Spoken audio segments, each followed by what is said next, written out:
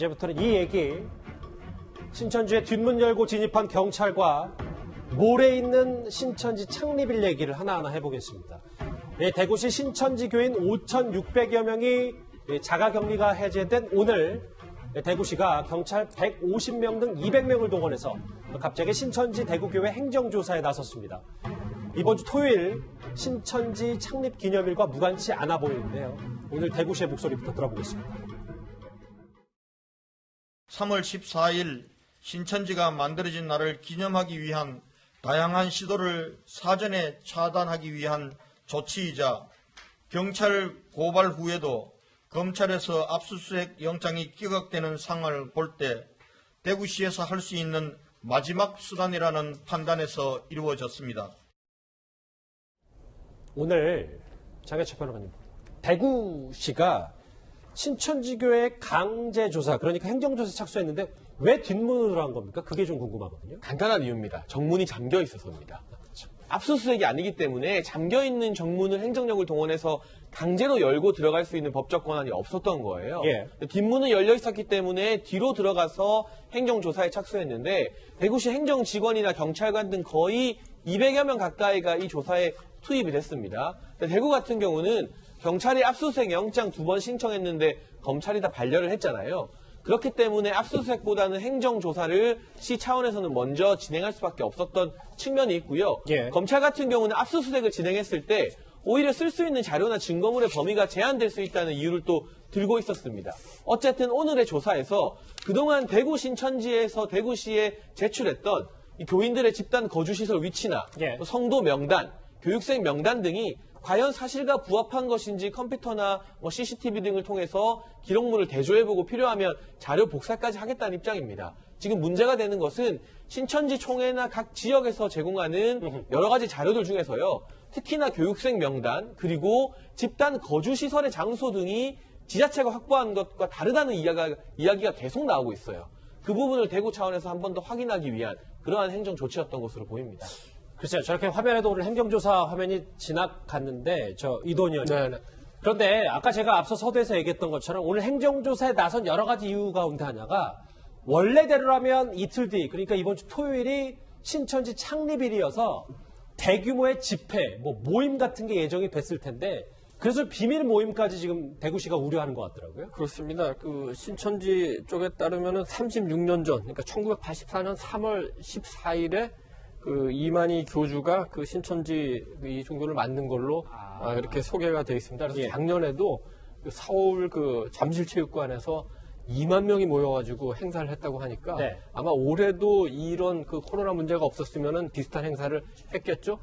그런데 지금 사회적으로 그런 대형 장소를 빌릴 수도 없는 상황이고 행사를 할 수도 없는 상황이고 예. 특히 대구든 과천이든 그 시설이 다 폐쇄되어 있기 때문에 지금 새로운 그 어떤 기념 행사를 하기는 어려울 것 같고 다만 그동안에 그 대구 지역에서 격리되어 있던 신천지 교인들도 격리가 지금 해제가 되지 않았습니까? 그분들 그리고 또 그 다른 분들이 곳곳에서 소모임을 갖고 그 기념 행사를 하지 않을까 이제 이런 우려인데 왜냐하면은 종교 행사 자체를 문제 삼는 게 아니라 아직 그 코로나 상황이 다 마무리가 안 됐는데 그럼요. 또 다른 그런 소모임들이 코로나를 다시 확산시키는데 어떤 악영향을 주지 않을까 이걸 우려하고 있는 거죠. 3월 14일이 신천지 창립일이었거든요. 저도 처음 알았습니다. 김태현 변호사님. 네. 그런데 지금 화면에 나오는 한마음 아파트에 대한 것도 그렇고 오늘 대구시가 신천지 대구교회 가서 행정조사했잖아요. 뒷문으로 들어가서. 네. 근데 이것도 앞서 현장에서 나오는 보도를 보니까 다 빼갈 건 빼가고 봉쇄 훼손됐고 이렇다는 얘기가 있어서 그럼 이렇게 너무 뒤늦게 행정조사에 나선 건 아닌지 이 부분도 좀 궁금하거든요. 근데 결과론적으로 그렇게 볼 여지가 없는 건 아닌데 그래도 어쨌든 대구시 입장에서 보면은 처음에 어쨌든 신천지에 좀 자발적인 협조를 좀 원했던 것도 있고 처음에 이제 일본에서 말하기를 신천지에서 줬던 거하고 실제 명단에 그렇게 큰 차이는 또 없다고 또 얘기하지 않았습니까? 예. 그렇기 때문에 글쎄 모르겠어요. 아직 신천지 측에서 빼돌린 자료가 있는 건지 없는 건지는 아직까지 지금 파악된 건 없지만 글쎄 결과만 놓고 보면 조금 행정조사가 좀 빨랐으면 어땠을까 하는 아쉬움이 남는 건 사실이죠. 결과적으로만 보면. 뒷북 대처 지적이 또 하나 있습니다. 이 대구 콜센터 집단 감염 역시요. 최초의 확진자가 신천지 교인인 것으로 새롭게 알려졌습니다. 대구의 콜센터 확진자 발생했던 주요 유행 사례 한 3가지 정도를 좀 설명을 좀 드리고, 첫 번째 사례는 DB 손해보험 대구지역센터입니다. 2월 24일 날 최초 확진자가 발생하였고, 근무자 전원 86명을 고위험군으로 전원 밀접 접촉자로 대해서 자가격리 조치하였습니다. 2월 26일부터 2월 28일 사이에 추가적으로 7명의 확진자가 더 생겨서 총 8명의 확진자가 발생하였습니다. 최초 사례자는 신천지 교인이었습니다. 김재욱 교수님, 저하고 지도 같이 보실게요. 애초에 서울 신도림동 콜센터 전부터 이미 대구의 콜센터가 이 코로나 바이러스에 노출이 돼 있었기 때문에 이것 자체가 방역이 늦었던 건 아닌지, 이게 좀 여러 가지 후문들이 나오고 있거든요. 그러니까 참 저걸 보면 좀 안타까운 측면이 분명히 있는데요. 대구에서 이미 저런 사실들이 확인됐다면 대구의 사례를 모태로 해서 전국적인 차원에서 콜센터라고 하는 공간 자체가 워낙 그런 상황들 전파가 아주 쉬운 상황이니까 그걸 했으면 좋겠다는 생각이 드는데, 전 그런 측면에서 대구의 사례들을 잘 반영하지 못한 부분이 분명히 있는 것 같고요.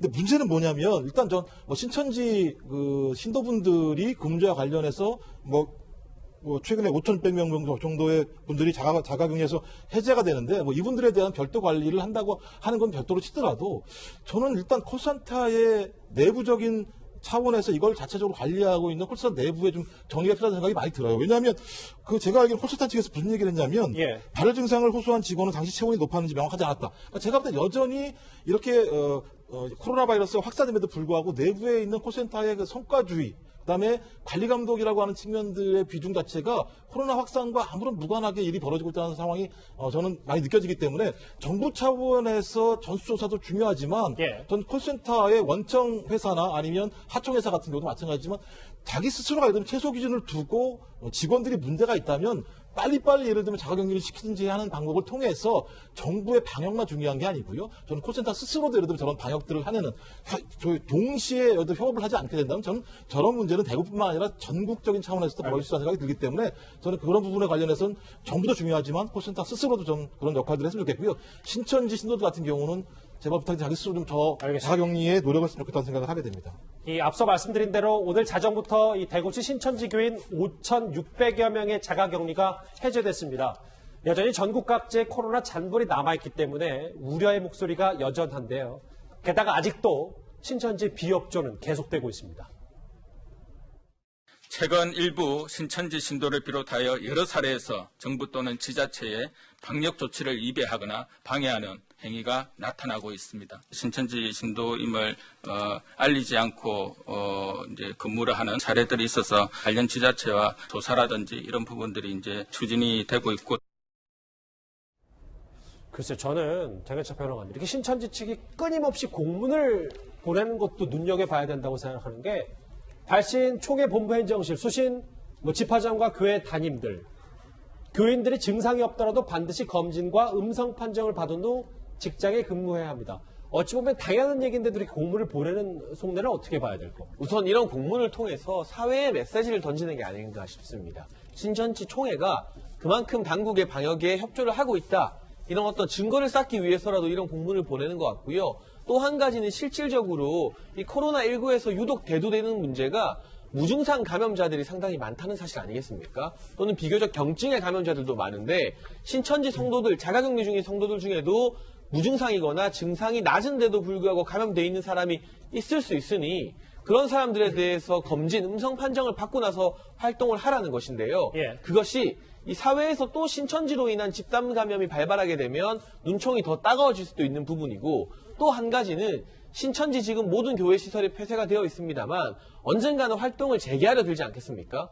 그때에도 확실하게 음성 판정받은 이 비감염자들만 있어야지, 거기서 또 감염자가 무증상으로 섞여 나올 경우 신천지 예배의 특성상 또 집단 감염에 불이 확 붙을 수 있거든요. 이런 내부적인 여러 가지 우려사항 같은 경우도 총회에서 고려를 해서 이런 메시지를 보내는 것 같은데, 무증상자인데도 불구하고 여전히 검진을 안 받는 사람들이 그만큼 성도 중에 많다는 반증이 아니겠는가, 그런 뜻으로 해석이 되기도 합니다. 그런데 또 다른 의미가 있더라고요. 다른 지령을 이렇게 이만희 총회장이 교인들에게 내보냈다.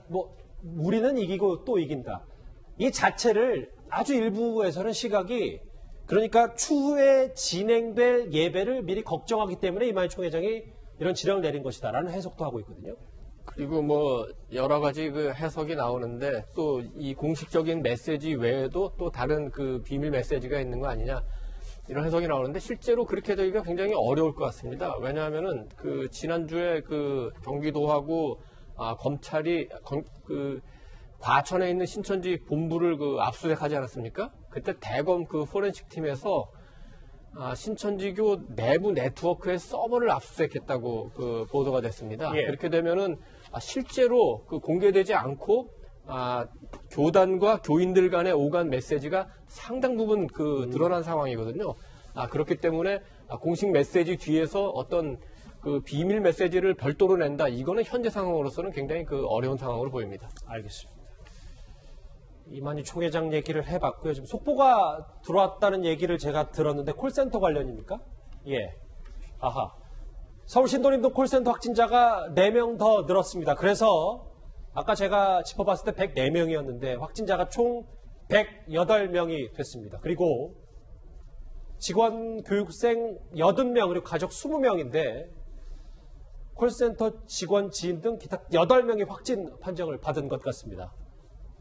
마지막 속보인가요? 예, 부천시 4명, 서울 금천구 1명, 강남구 1명이 추가로 확진자가 나왔고요. 노원구 1명, 송파구 1명 확진자가 제외됐습니다. 다시 한번 속보를 정리하자면 앞서 저희가 첫 번째 이슈에서 짚어봤던 104명에서 4명의 확진자가 추가로 들어서 지금 신도림동 콜센터 확진자는 모두 108명이 됐고 추가로 들어오는 속보가 있을 겁니다. 왜냐하면 이게 지금 11층에서만 다 확진자가 나왔는지 혹은 앞서 짚어봤던 9층이나 10층에서 층이 다른 확진자가 나왔는지 이 부분도 좀 눈여겨봐야 되기 때문에요. 118의 확진자가 나왔다는 속보까지 2주에서 전해드렸습니다.